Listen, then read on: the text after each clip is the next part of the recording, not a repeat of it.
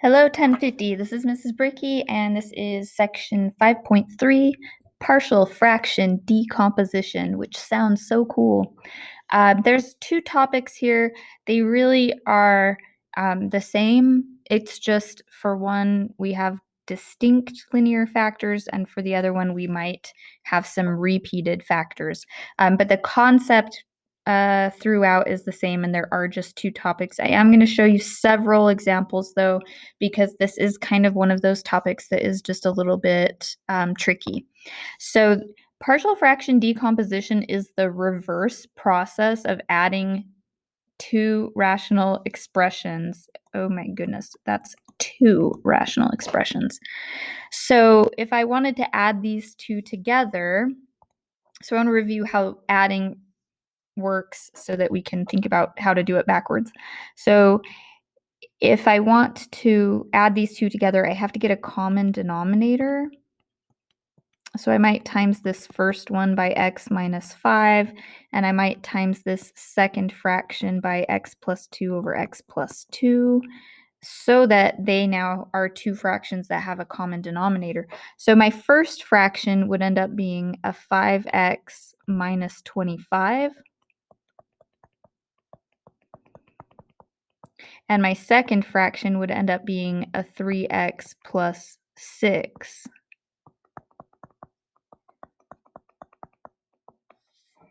And then I could add them together because now they have the same denominator and get an 8x minus 19.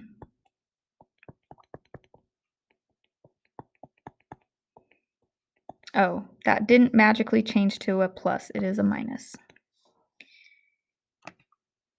So if we want to do partial fraction decomposition, what happens is that we start with this and we try to figure out a way to turn it into two separate fractions. So something that you might observe is that when you first look at it, the numerator does not exactly clue you in on what numbers end up on top. So that is its whole other ballgame. But the two factors in the denominator do give you the two denominators. So we're going to be working on figuring out how to go from this back to this. So the first one that we want to do is 10 over 3x squared plus 2x minus 8. So what we're trying to do is figure out two fractions that would add together to give us this. So the first thing you want to do is factor the denominator and see what factors are present. So we've got a 3x and an x. We've got an 8, so it's probably going to be a 4 and a 2. If we put the 4 here and the 2 here, that'll give us a 6 and a 4, 6x and a 4x. So if we put a plus and a minus here, I think that should do it. 3x squared plus 6x minus 4x minus 8. Yep. Okay, so now that we can see those two fractions, we are going to set up the form of the decomposition. So we're going to have a fraction that has a denominator of 3x minus 4, and we're going to have a second fraction that has a denominator of x plus 2. The thing is, we don't know what numbers go on top yet, so we're going to call that A and B. And our goal is to figure out what numbers A and B represent, and then we can write our final answer. So our final answer is going to look like something over 3x minus 4 plus something over x plus 2. Okay, so in order to figure out what that something is, those A's and that A and B, I'm going to rewrite this with its fraction, with its factors, I mean.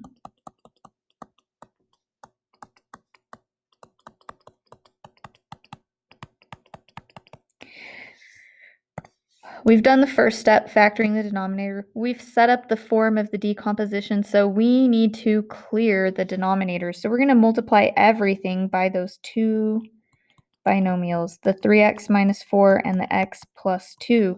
So if I multiply everything by 3x minus 4 and x plus 2, both of them are going to cancel from the denominator of that first side of the equation. So we're just going to have a 10. The a is hanging out, and the 3x minus 4 would cancel, so the a has an x plus 2 with it. The b is hanging out, and the x plus 2 cancels, so the b would have a 3x minus 4 with it. So we have now cleared the denominator. So now we're going to set up a system by equating the constant terms and equating the coefficients of like powers. So our first step here is that we need to distribute the a and b. So we have 10 is equal to ax plus 2a plus 3bx minus 4b.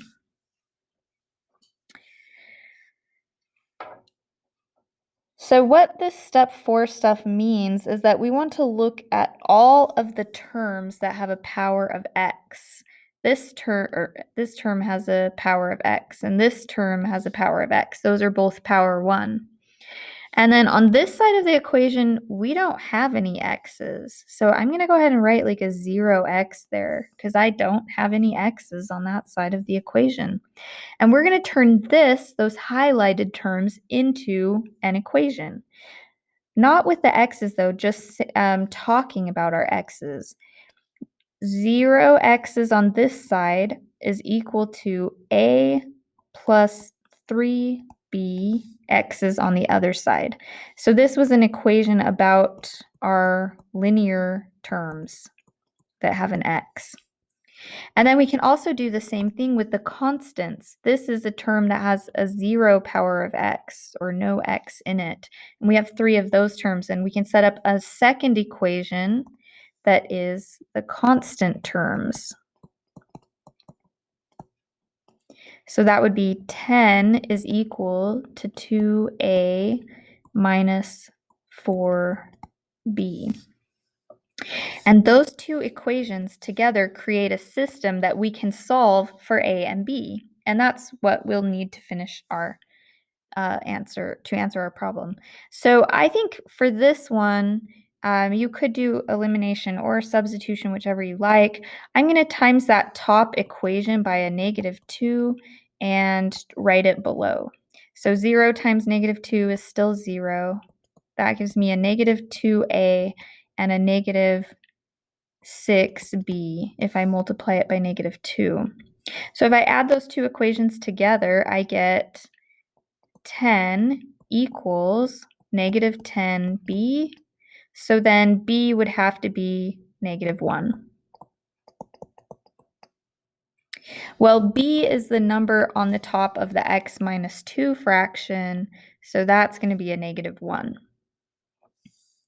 And now that I know what b is, I can figure out what a is because I had this equation that said 0 equals a plus 3b. Well, if b is -1, then a must be 3. So I would put a 3 as the numerator of the fraction that has a denominator of 3x minus 4, and that's my answer. I would type it in. I could type it in this way as well. You could do 3 over 3x minus 4 minus 1 over x plus 2. That would also be okay. And you could put the order of the fractions differently as long as the numerators go with the correct denominator. So you might have it listed like this as well. There's not exactly just one perfect way to type it in. There's several ways you could. So let's try a couple more of those because it's a kind of tricky process. So we want to start by factoring our denominator. So x squared minus 4 factors as x plus 2 times x minus 2. And now that we have our denominator factored, we can set up our decomposition with our two fractions. And we'll just put an a and a b. for those numerators as kind of a placeholder.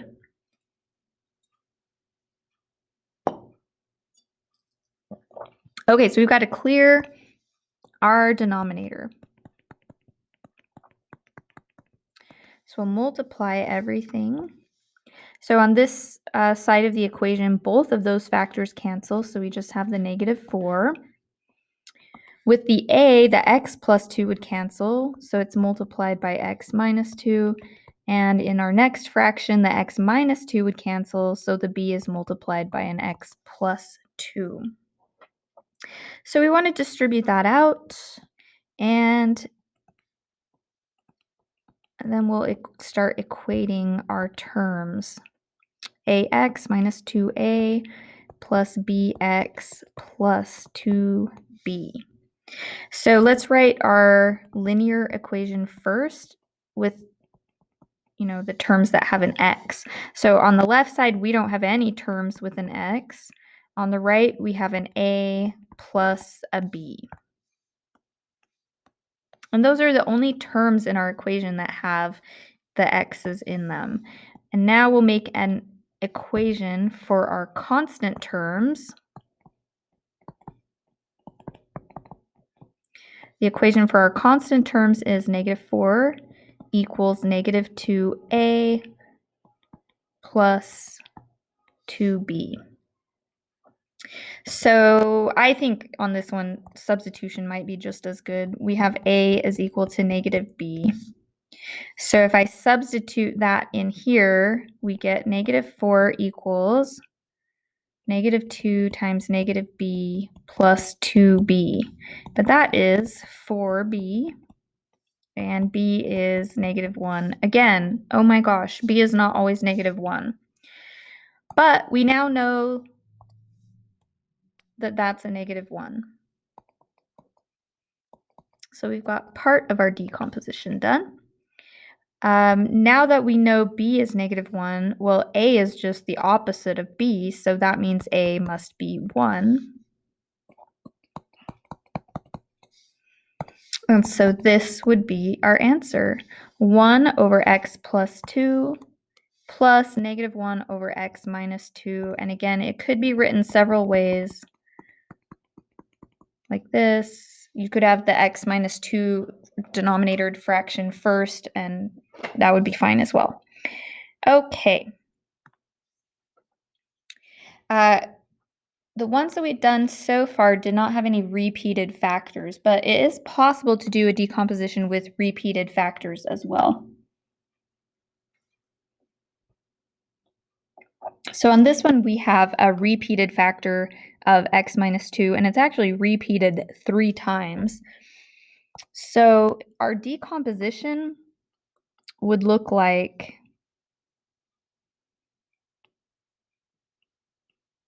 we have 3 fractions here because we have 3 factors on the bottom. But we can't just write it like this, because that actually would not give us the correct answer.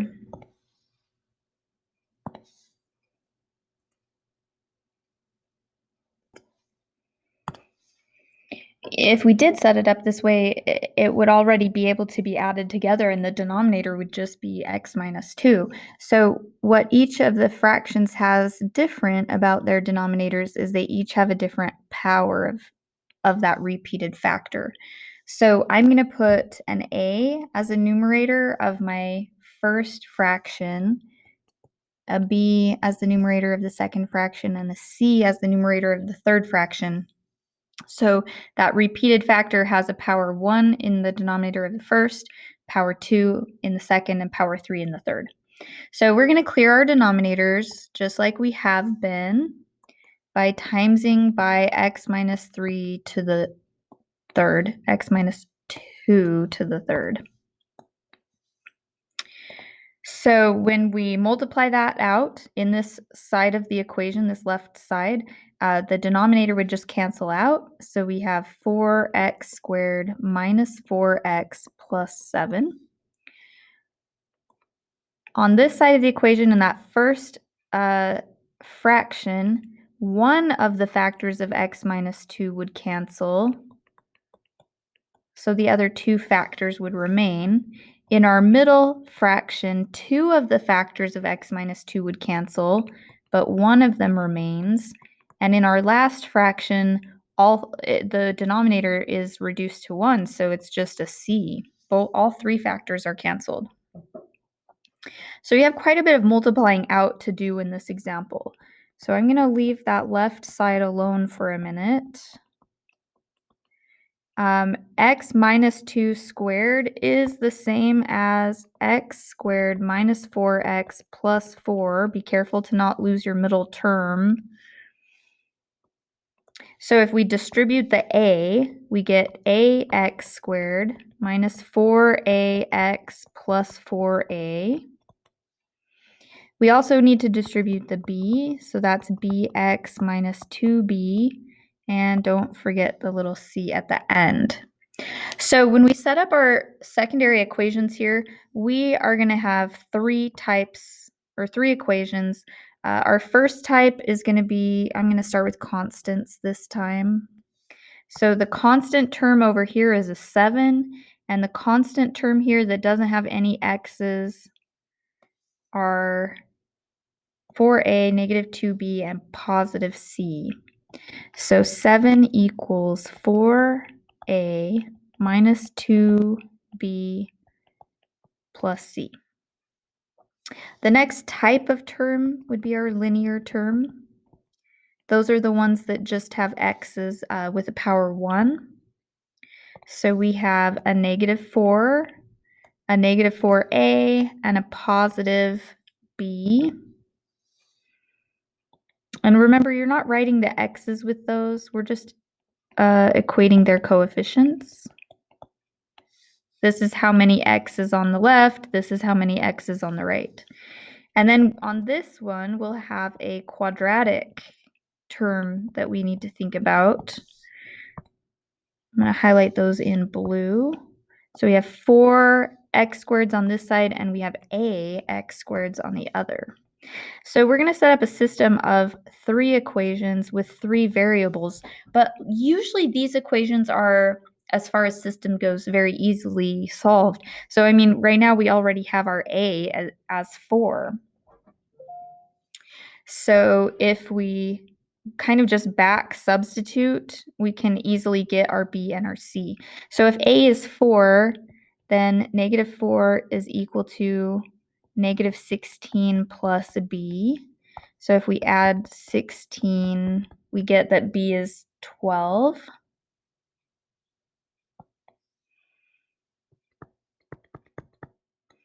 So we have our a, we have our b, now we just need c. We can get c from this equation.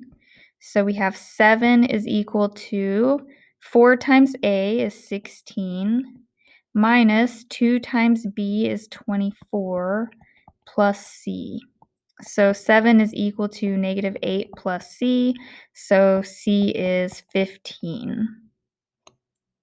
So if we wrote out our answer here, a is 4, so 4 over x minus 2. B is 12, so 12 is over x minus 2 squared. And c is 15, so c is over x minus 2 to the third. And so that would be our answer on this one. And again, the order of those fractions might be different. All right, so repeated factors are a little bit trickier.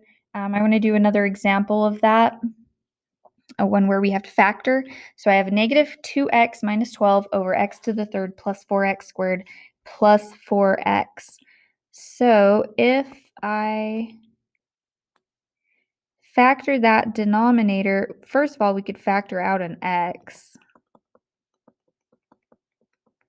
So we've got a factor of x, and then we have an x plus 2 and another x plus 2. So we've got a repeated factor of x plus 2. So I'm going to write it as squared. So when we set up our decomposition, we're going to have a fraction that has a denominator of x.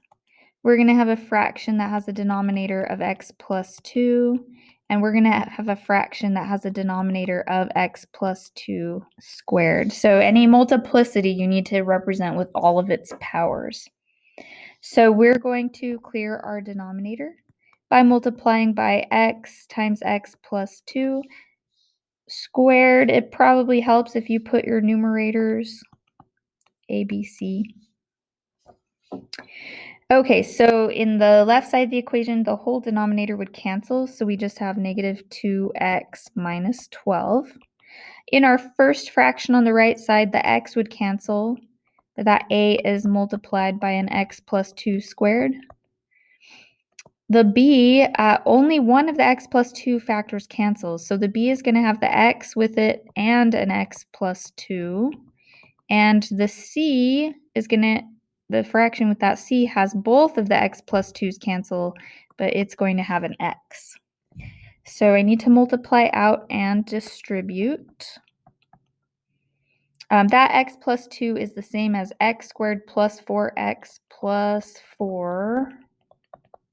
So that's an ax squared plus 4ax plus 4a. We could distribute the bx, so this is a bx squared plus 2bx plus, and then just plus cx. So I have constants, not a lot though. I have linear terms, and I have quadratics. And as far as quadratics go, that's a big fat 0 on the left. Okay, so I'm going to start with my constants this time because there's only the 2 of them. So for the constants, I have negative 12 is equal to 4a. So right away, I know that a is equal to negative 3. Let's go to quadratic now. We have 0 quadratic terms on the left, and we have a plus b on the right. So that means b is equal to negative a. So if a is negative 3, that means b is positive 3. And my last set of terms is my linear terms. So that is negative 2 is equal to 4a. So those are the green highlighted. Negative 2 is equal to 4a plus 2b plus c. So if I sub in negative 3 for a, that's negative 12. Positive 3 for b, that's 6. And so if I add 6 to this side, I get 4. So I've got my A, I've got my B, I've got my C. I'm ready for my final answer. First fraction has a numerator of 3 and a denominator of x. Second fraction has a numerator of positive 3, and that's over x plus 2. And my last fraction is a 4 in the numerator, and it's over an x plus 2 squared. Oh, good handwriting. And that's my answer. And I think that this is plenty long. I do have this last one written out in the notes, so you can follow that if you want to check it out. Let me know if you have any questions. Thank you.